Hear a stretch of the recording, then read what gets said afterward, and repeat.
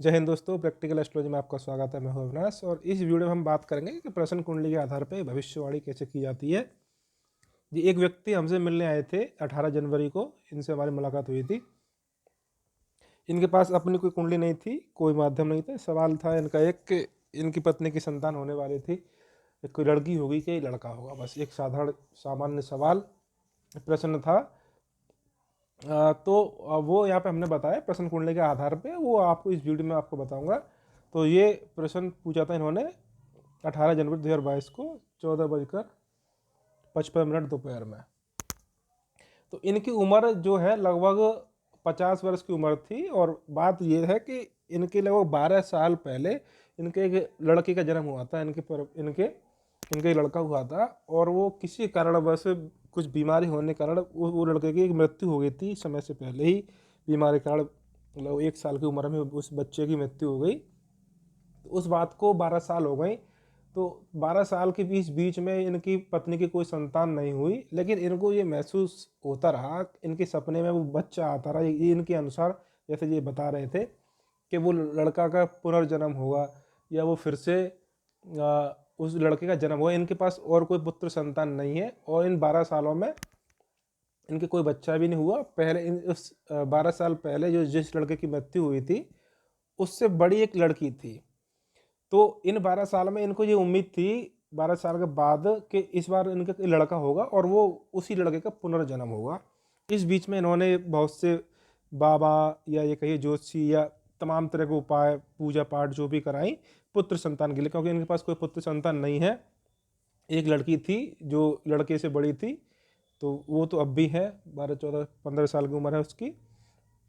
तो लेकिन जो लड़का होना था वो लड़के के इंतजार में थे। और वो तो जैसे ये मिलते हैं तो इनका यही सवाल था कि आप बताएं कि अब संतान होने वाली है कि लड़की होगी लड़का होगा। आप देखें इसमें लग्नेश आपका अष्टम भाव में चला गया वक्री होके। प्रश्न था इनका संतान का, पंचम भाव का, यानी कि जो जो पंचम भाव होता है संतान का, क्योंकि संतान के मामले में ही पूछ रहे हैं। मैं आपको सरल और सीधी भाषा में ही समझा रहा हूँ, जैसे लगन कुंडली देखते हैं उसी अनुसार मैं आपको यहाँ पर समझाने की कोशिश करूँगा। क्योंकि वीडियो यूट्यूब पे या हमारे चैनल पे या अन्य किसी चैनल पे भी प्रश्न कुंडली की वीडियो बहुत कम रहती हैं हमेशा, क्योंकि इनको उम्मीद थी कि भविष्यवाणी होनी चाहिए लड़के की कि लड़के का जन्म होगा, और भविष्यवाणी हुई लड़की की। तो ये लग्नेश का अष्टम भाव वक्री होना ये सिद्ध करता है कि प्रश्न पूछने वाला व्यक्ति जवाब सुनने के बाद ज़्यादा खुश नहीं होगा। लेकिन अब प्रश्न क्या रहेगा, उसका जवाब क्या रहेगा?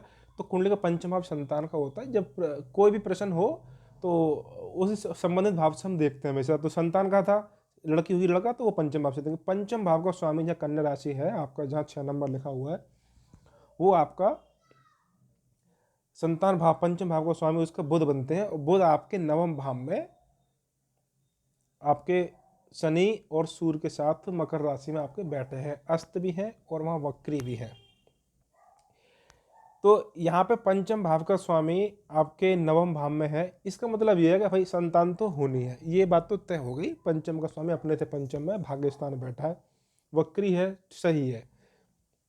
लेकिन हमें तो एक ही चीज़ डिसाइड करनी है। अब यहाँ पे हम ये चर्चा नहीं करेंगे कि पुनर्जन्म की क्या नियम है, पुनर्जन्म की अपने कुछ अलग नियम होते हैं, वो हम इस विषय पर चर्चा नहीं करेंगे। यहाँ पे लड़की या लड़का क्या डिसीजन रहा, देखिए सबसे पहले पंचम भाव का स्वामी बुध बनते हैं। बुध ना तो स्त्री है ना ही पुरुष है, इसलिए पंचम भाव का स्वामी बैठ गए आपके सम राशि, मकर राशि है।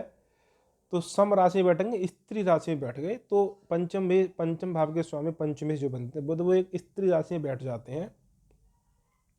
तो एक हमें यहाँ साइन मिलता है कि हाँ स्त्री यानी कि लड़की का जन्म होगा।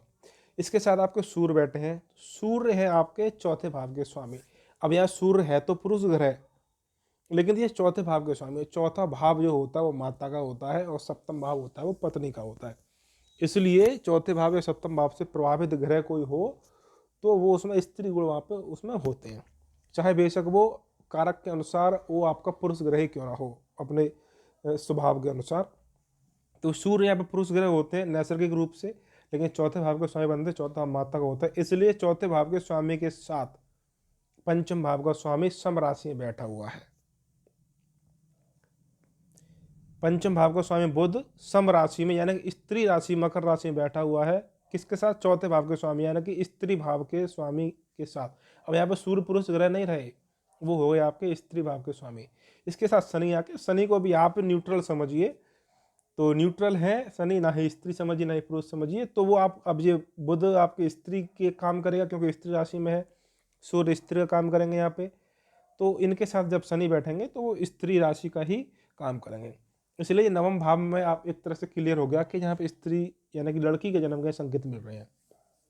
इसके बाद और देखें, इसके बाद आपका चंद्रमा की इस पे दृष्टि पड़ी हुई है, आपके तीसरे भाव में चंद्रमा है, चंद्रमा की इस पे दृष्टि है सूर्य पे, बुध पे और आपके शनि पे। तो चंद्रमा एक स्त्री ग्रह है, आप सब जानते हैं, तो वो आप एक और संकेत मिलता है। इसके साथ और इससे भी महत्वपूर्ण और बातें आपको बताएं, क्योंकि प्रश्न कुंडली की ट्रिक टेक्निक्स जो होते हैं प्रोडिक्शन करने की बहुत अलग होती हैं, और यहाँ पे मैं सब कुछ नहीं बता पाऊंगा क्योंकि यहाँ पे एक बस सामान्य जानकारी दी जाएगी। पंचम भाव का स्वामी जो बुध बनता है आपके श्रवण यानी कि चंद्रमा का नक्षत्र बैठा हुआ है। जो पंचमेश है बुध, वो आपके श्रवण नक्षत्र यानी कि चंद्रमा के नक्षत्र में बैठे हुए हैं। और चंद्रमा कौन? चंद्रमा मतलब स्त्री ग्रह। अब आप नवांश की और देख लें, हम नवांश में देखें तो जो जन्म कुंडली के जो पंचमेश हैं आपके बुध, वो आपके वृष नवांश में यानी कि शुक्र के नवांश में यानी कि स्त्री ग्रह के नवांश में और सम राशि स्त्री राशि में ही बैठे हुए। तो आप देखेंगे यहाँ पे कि नक्षत्र के अनुसार, नवांश के अनुसार, युति दृष्टि के अनुसार हर प्रकार से यहाँ पे लड़की का ही संकेत पूरी तरह से मिल रहा था कि भाई यहाँ पे लड़की ही होनी है। तो अब यहाँ पे अब ये तो क्लियर हो गया, मैंने ये तो बता दिया उनको भाई लड़की यहाँ पे आपका जन्म यहाँ पे होने वाला, लड़की का जन्म होगा। अब यहाँ पे संतान कब होगी तो वो भी देखें, बस संतान वहाँ पे होने वाली थी, वहाँ पे ये क्लियर था। तो बस अंतर इतना था यहाँ पे कि ये तीसरे भाव में गोचर करे चंद्रमा, तो मैंने ये बोला कि भाई जैसे ही आपकी चंद्रमा पंचम भाव में गोचर करेंगे तो आपकी संतान का जन्म हो जाएगा। 18 तारीख को ये हमने कुंडली देखी थी और 23 तारीख को शाम को 8:10 पर लड़की का जन्म हो जाता है। उन्होंने आज हमें 24 तारीख को ये सूचना दे दी।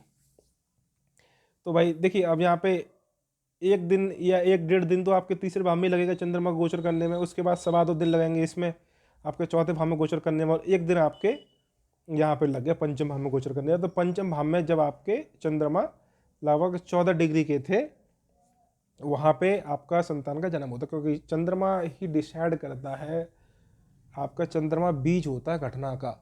प्रश्न कुंडली में घटना जो होती है वो चंद्रमा के गोचर के अनुसार ही होती है। तो जैसे पंचम भाव में चंद्रमा ने गोचर किया और संतान का जन्म हो गया, 23 तारीख को शाम को 8:10 पे लड़की का जन्म वहाँ पे हो जाता है नॉर्मली।